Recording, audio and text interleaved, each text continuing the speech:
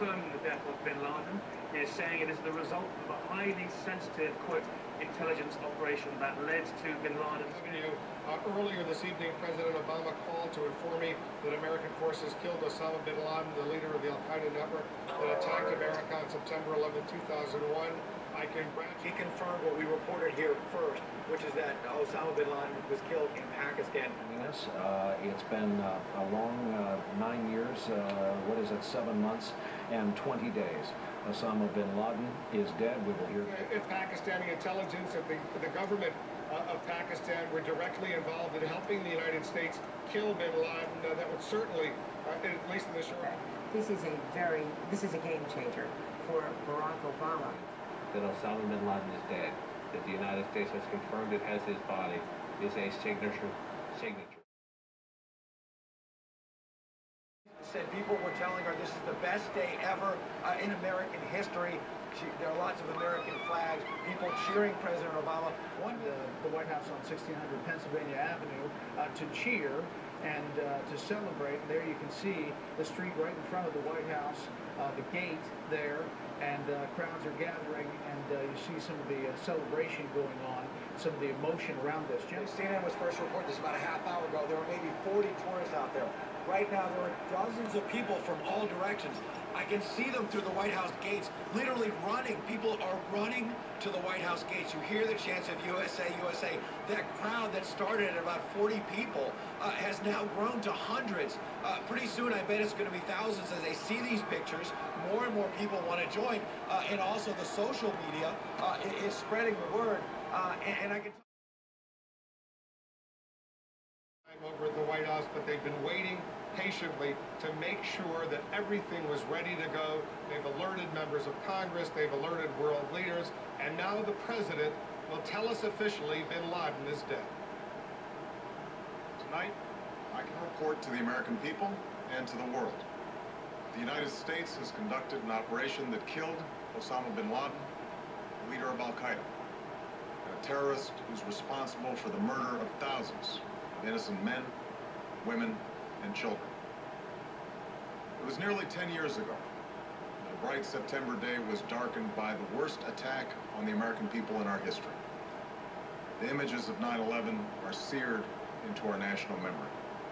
Hijacked planes cutting through a cloudless September sky, the Twin Towers collapsing to the ground, black smoke billowing up from the Pentagon, the wreckage of Flight 93 in Shanksville, Pennsylvania, where the actions of heroic citizens saved even more heartbreak and destruction. And yet we know that the worst images are those that were unseen to the world. The empty seat at the dinner table, the children who were forced to grow up without their mother or their father, parents who would never know the feeling of their child's embrace. Nearly 3,000 citizens taken from us, leaving a gaping hole in our hearts. On September 11th, 2001, in our time of grief, the American people came together. We offered our neighbors a hand, and we offered the wounded our blood. We reaffirmed our ties to each other and our love of community and country. On that day, no matter where we came from, what God we prayed to, or what race or ethnicity we were united as one American family.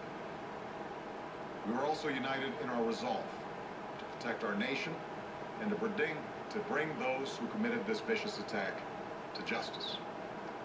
We quickly learned that the 9/11 attacks were carried out by Al-Qaeda, an organization headed by Osama Bin Laden, which had openly declared war on the United States and was committed to killing innocents in our country and around the globe. And so we went to war against Al-Qaeda to protect our citizens, our friends, and our allies. Over the last 10 years, thanks to the tireless and heroic work of our military and our counterterrorism professionals, we've made great strides in that effort. We've disrupted terrorist attacks and strengthened our homeland defense. In Afghanistan, we removed the Taliban government, which had given Bin Laden and Al-Qaeda safe haven and support. And around the globe, we worked with our friends and allies to capture or kill scores of Al-Qaeda terrorists, including several who were a part of the 9/11 plot. Yet, Osama Bin Laden avoided capture and escaped across the Afghan border into Pakistan. Meanwhile, Al-Qaeda continued to operate from along that border and operate through its affiliates across the world.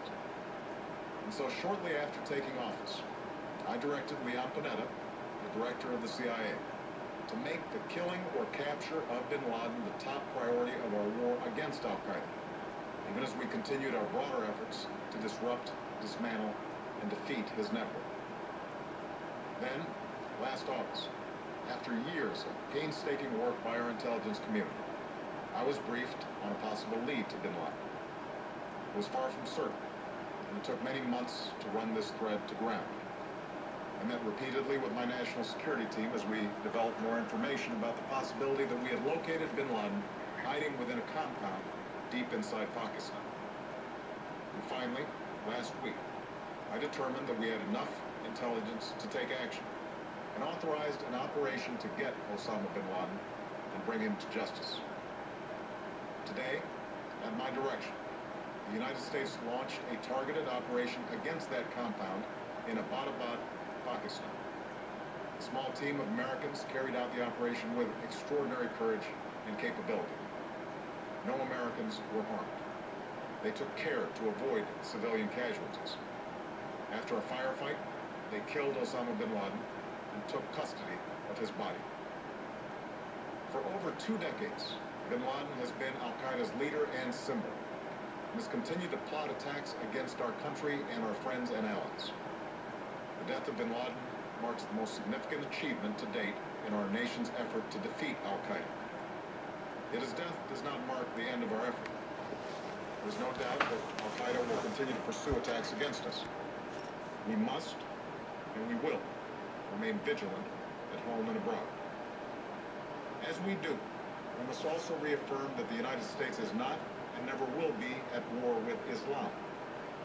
I've made clear, just as President Bush did shortly after 9/11, that our war is not against Islam. Bin Laden was not a Muslim leader.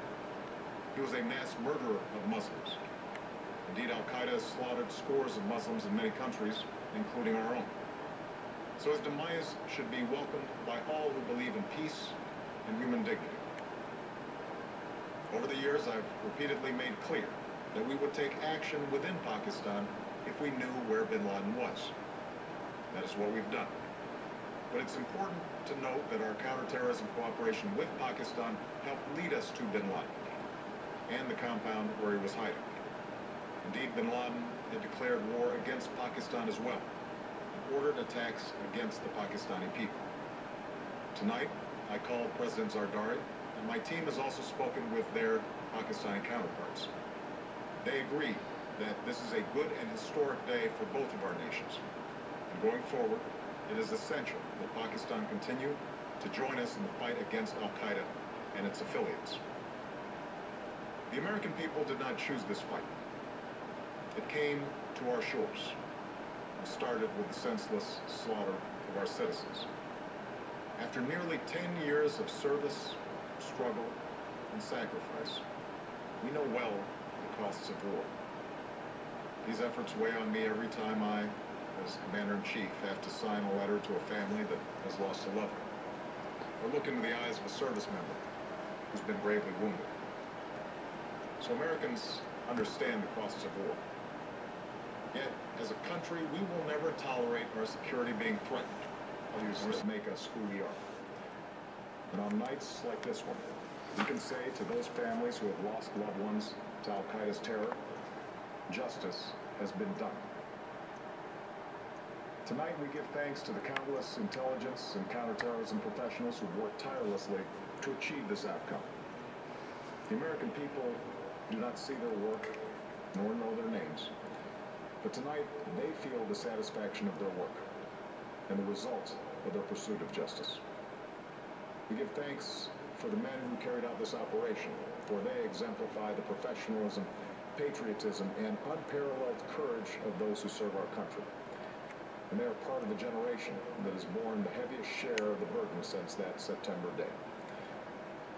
Finally, let me say to the families who lost loved ones on 9/11 that we have never forgotten your loss.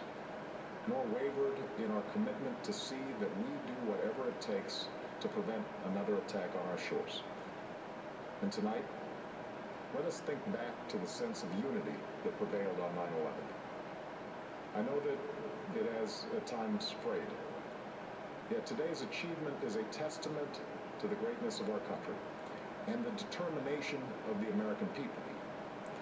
The cause of securing our country is not complete, but tonight we are once again reminded that America can do whatever we set our mind to. That is the story of our history. Whether it's the pursuit of prosperity for our people or the struggle for equality for all our citizens, our commitment to stand up for our values abroad, and our sacrifices to make the world a safer place. Let us remember that we can do these things not just because of wealth or power, but because of who we are. One nation, under God, indivisible, with liberty and justice for all. Thank you. May God bless you. And may God bless the United States of America. And with that, the President of the United States announcing that Osama Bin Laden, commander of our forces in Afghanistan, previous to that in Iraq, described Bin Laden as an iconic figure in an interview I did last August, as someone who's been the focus of counterterrorism efforts around the world. Reviewing President Bush's memoirs, Brian, tonight, he talks about unfinished business, not getting Bin Laden. He tried, those working around him tried for the length of his presidency, but he said it was among his greatest regrets. He spoke